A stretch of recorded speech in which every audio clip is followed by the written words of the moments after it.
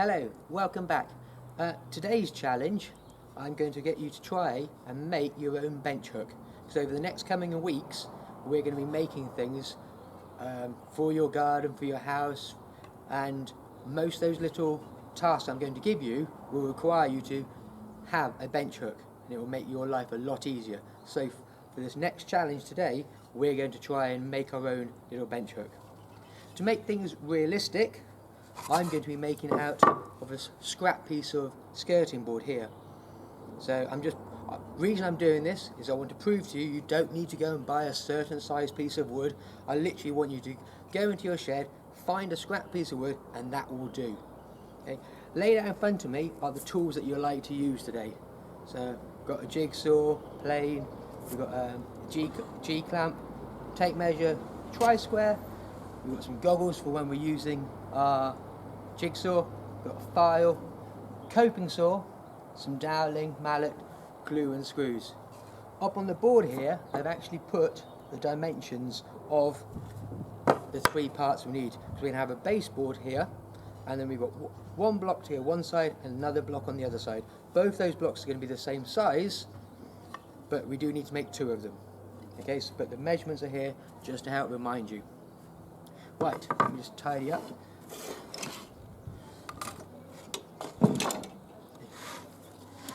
First thing I'm going to do is take my skirting board, and I want to get rid of this nice fancy edge. So we're just left with this block section here in the middle. So to do that, I'm going to use the jigsaw. If you haven't got a jigsaw at home, don't worry. You can actually just use a normal handsaw, but it is a lot easier to use a jigsaw if you've got one. So put that in place. Remember, when you are clamping a piece of wood to a bench or a table, try and get the part that you're cutting or sawing about 2 finger widths away from the edge of the bench, just to make sure you don't end up hitting the bench with your saw.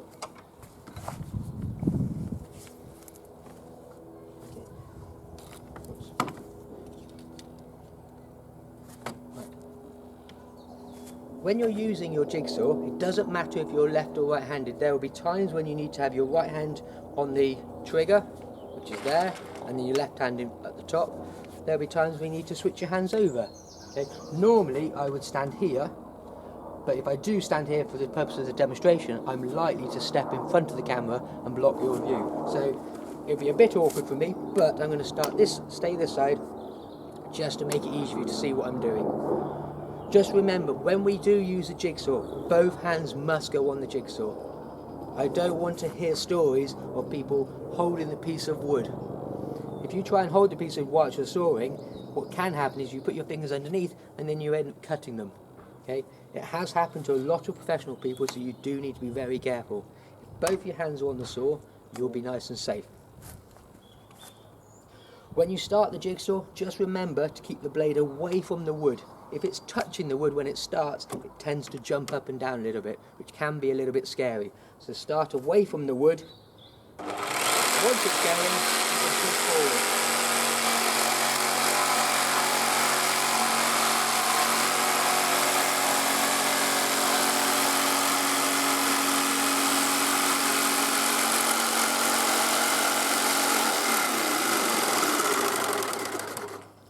Your main job when you're using a jigsaw is to keep this part, which we call the table, flat on the piece of wood. You don't want to allow it to lift or to tip side to side. You want a nice vertical straight cut, and to get that you need that table nice and flat on the piece of wood, which is why my spare hand goes on the top, just to help give it a bit of downward pressure, just to keep it nice and smooth.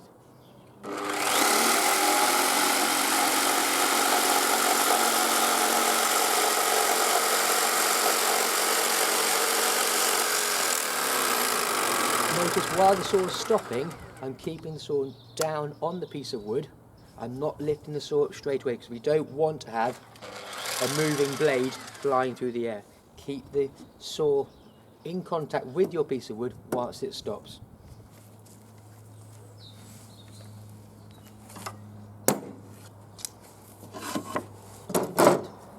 I now have my piece of wood. However, whenever you use a jigsaw, it is likely to be a bit wavy. So what we want to do is just tidy that up a little bit, just get it nice and straight. And the way we're going to do that is using the plane. So put your piece of wood in the vise, just hold it upright, and then we can plane across the top.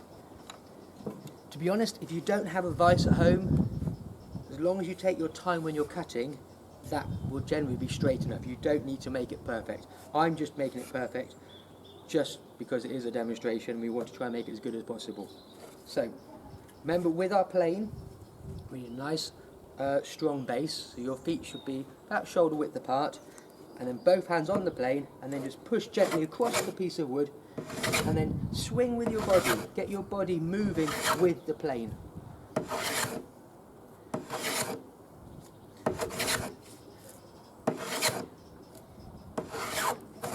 Notice when I'm planing, I tend not to hold the plane dead straight. If you hold the plane straight, sometimes the blade can stick into the wood. If you just tilt the plane on a slight angle and let it glide across the wood, it actually helps the blade cut through the wood. And then what you should have is a little pigtail which you can unravel, which hopefully should be the length of the piece of wood.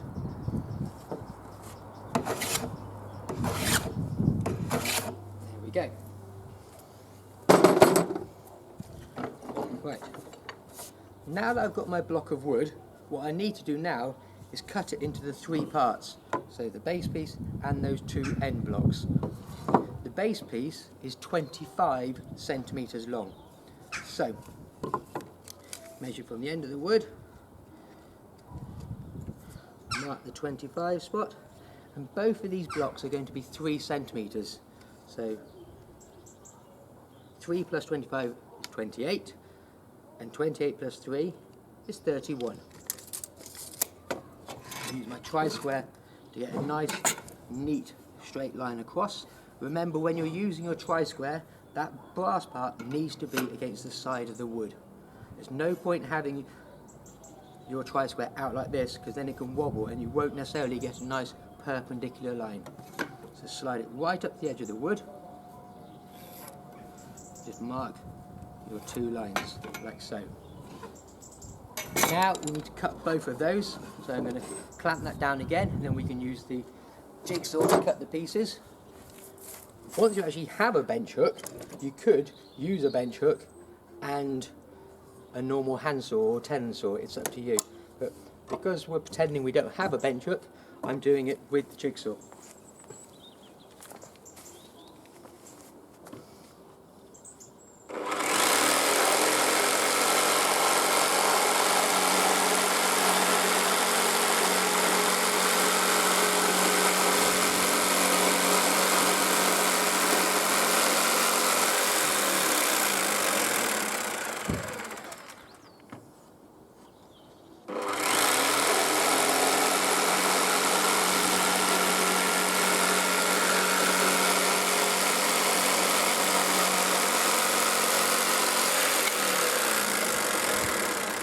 Stop.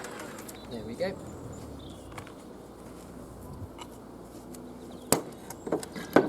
Right, so I now have my 3 pieces. Just before we go any further, what I am going to do is just quickly tidy up the edges. Because as you can see, as the saw has been ripping through the wood, it has actually lifted the wood and it could give you splinters, so we just want to tidy it up a bit. Okay, you have a choice here.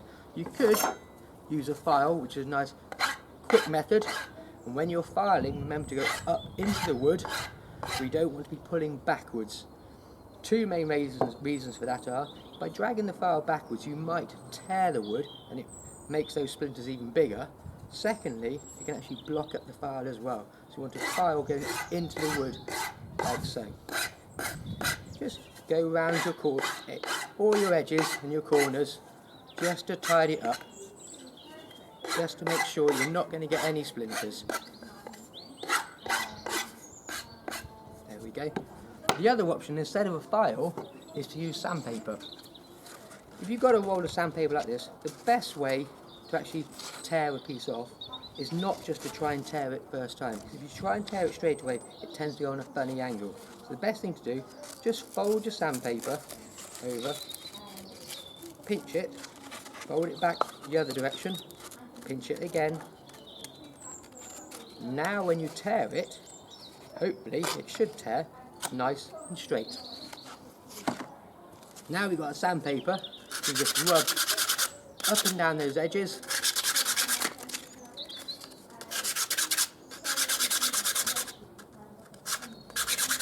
You'll notice I've actually cut the sandpaper around my fingers, because sometimes you can tend to get big long splinters.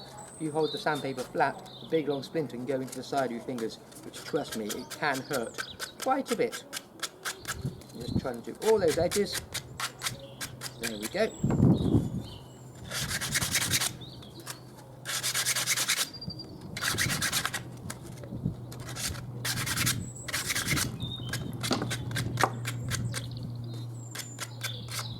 Right, we now have our 3 pieces, which in theory is ready to go. However, if you look carefully, there is a slight difference. With a bench hook, what we want to do is leave a small section so that when you're sawing with a tenon saw or a handsaw, you can actually saw over top of the bench hook and not over top of the bench.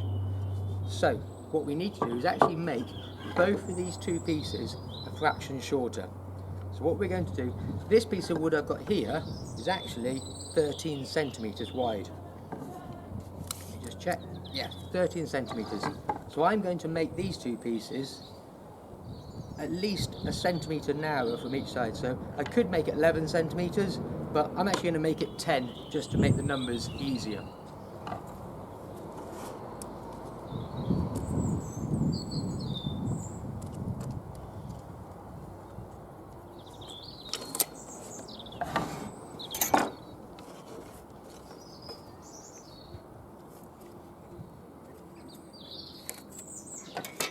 Okay.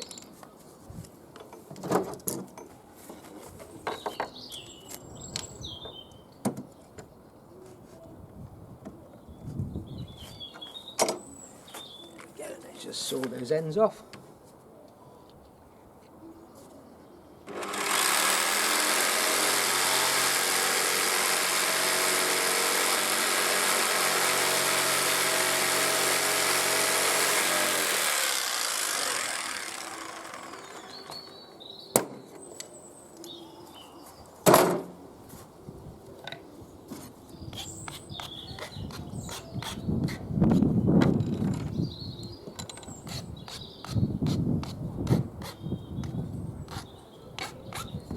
Go.